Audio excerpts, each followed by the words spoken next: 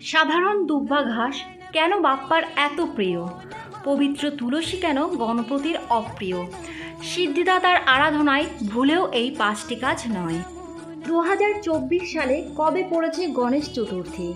গণপতি বাপ্পার আরাধনার শুভ সময় কখন? ওম শ্রী গণেশায় নমঃ। আগামী 7ই সেপ্টেম্বর মহাসমারোহে পালিত হবে গণেশ চতুর্থী। বিশ্বাস করা হয় এই 10 দিন কৈলাস ছেড়ে ভক্তদের ডাকে মর্তে নেমে আসেন বিঘ্নহর্তা। এই সময় পছন্দের প্রিয় সব খাবার নিবেদন করা হয়ে থাকে সিদ্ধিদাতাকে। নিষ্ঠা ভরে ভক্তরা আরাধনা করে থাকেন। গণেশের আরেকটি প্রিয় জিনিস রয়েছে, সেটা হলো দুব্বা ঘাস। গণেশের পুজোয় দুর্বা অর্পণের বিশেষ তাৎপর্য রয়েছে। তবে জেনে নেওয়া যাক কেন গণপতি বাপ্পার এত প্রিয় এই দুব্বা। কী ছিল সেই অতীতের ঘটনা? পৌরাণিক কাহিনী অনুযায়ী পুরাকালে অনলাসুর নামে এক অসুর বাস করত। তার অত্যাচারে অতিষ্ঠ হয়ে উঠেছিল সকল দেবতা। এদিকে দিন দিন অনলাসুরের অত্যাচার বেড়েই চলছিল। তখন সমাধানের জন্য পথ খুঁজতে সব দেবতাগণ হাজির হন মহাদেবীর সামনে। সকলে অনলাসুরের ভয়ে ভীতু হয়ে ভগবান শিবের কাছে এসে তাদের দুর্দশার কথা বর্ণনা করেন। মহাদেব জানান যে একমাত্র একজনই পারে তাদের এই সমস্যা থেকে মুক্তি দিতে, সে হলো গণেশ। এরপর গণেশের সাথে অনলাসুরের যুদ্ধ শুরু হলো। এই যুদ্ধে গণেশ অনলাসুরকে গিলে ফেলে। এতে দেবতারা রক্ষা পায় ঠিকই, কিন্তু পেটের জ্বালায় ছটপট করতে থাকে গণেশ। কোনো ঔষধেই কাজ হয় না তার।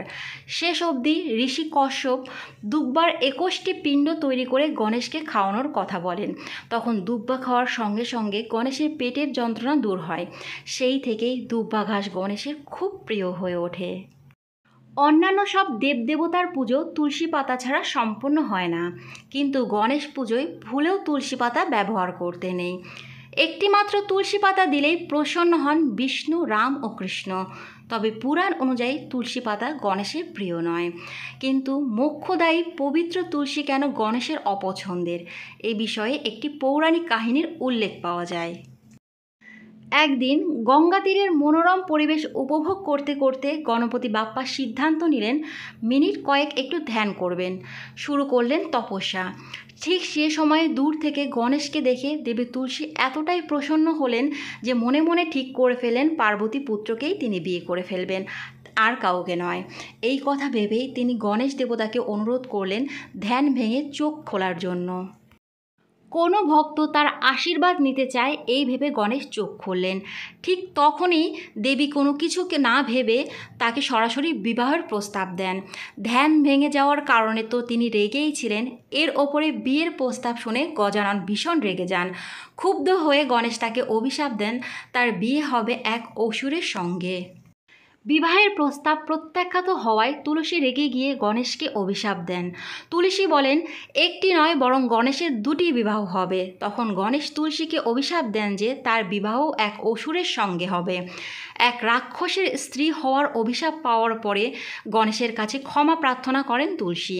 তারপরেই গণেশ জানান যে তার বিবাহ জলন্ধর নামক এক অসুরের সঙ্গে হবে, কিন্তু সে বিষ্ণু ও কৃষ্ণের প্রিয় হওয়ার প্রসিদ্ধি লাভ করবে। কলিযুগে মোক্ষ প্রদান করবেন তুলসী, কিন্তু নিজের পুজোয় তুলসীর ব্যবহারকে নিষিদ্ধ করে দেন গণেশ। এই কারণেই গণেশ পুজোয় তুলসী পাতার ব্যবহার একদম নিষিদ্ধ। সিদ্ধিদাতার আরাধনায় যে 5টি কাজ ভুলেও করবেন না, তার মধ্যে প্রথমেই রয়েছে ভাঙা চাল নিবেদন করবেন না। ভুল করেও গণেশ চতুর্থীর দিন পুজোর সময় ভাঙা চাল একদমই দেবেন না। ভাঙা চাল দিলে গণপতি রেগে যান এবং আপনার জীবনে দারিদ্রতা নেমে আসবে। জীবনে আর্থিক সংকট লেগে থাকবে, আপনি কোনো কাজে এগিয়ে যেতে পারবেন না। পুজোর সময় কালো ও নীল রঙের পোশাক একদম পরবেন না। শাস্ত্র মতে কোনো দেবদেবীর পুজোয় কালো ও নীল রঙের পোশাক পরতে নেই। শনির পুজোয় কালো রঙের পোশাক পরা গেলেও অন্যান্য দেবদেবতার পুজোয় এই রঙের পোশাক ব্যবহার এড়িয়ে চলা উচিত। এমনকি নীল রঙের পোশাকও পরা থেকে বিরত থাকুন। বাড়িতে গণেশ পুজোর আয়োজন করে থাকলে সেখানে পেঁয়াজ রসুন দেওয়া খাবার তৈরি করবেন না এবং সেই দিন আমিষ ও পেঁয়াজ রসুন জাতীয় কোনো খাবার খাবেন না।